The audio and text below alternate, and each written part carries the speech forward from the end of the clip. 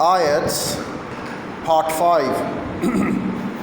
Well, one needs to have two forms of identification, such as a valid photo ID card, passport, driver's license, student ID, or national ID.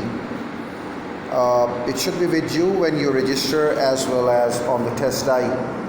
When you take the speaking module, you will have to present your photo ID again. In the United States, only your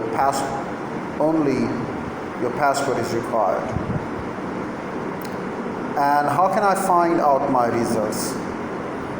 Well, your test results will be sent to your home address or your educational institute within 2 weeks of taking the test. Your overall band score will be given on the test report form, as will a breakdown of your scores in the 4 separate sections, the 4 separate modules.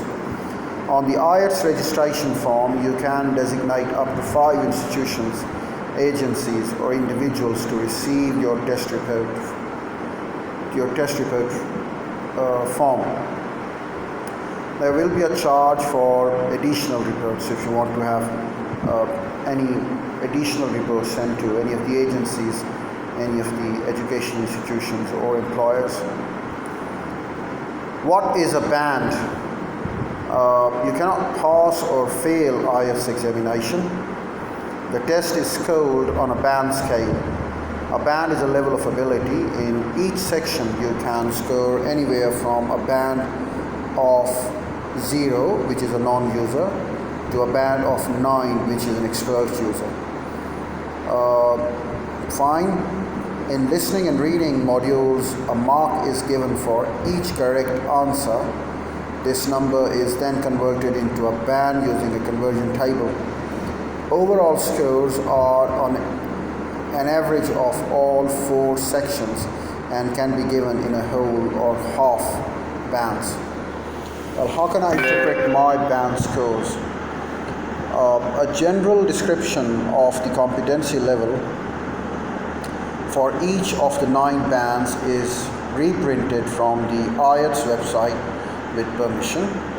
Scores are reported in whole or half bands. The overall band requirements for each institution or government body may be different. A band of 6.5 or 7 is a common requirement for a university admission. Let's talk about band number 9. That's what we call the expert user. And the expert user has fully operational command of the language and the appropriate, accurate and fluent with complete understanding. Band number 8 is a very good user of English language, has fully operational command of the language with only occasional unsystematic inaccuracies and inappropriacies. Misunderstandings may occur in unfamiliar situations, handles complex, detailed argumentation very well.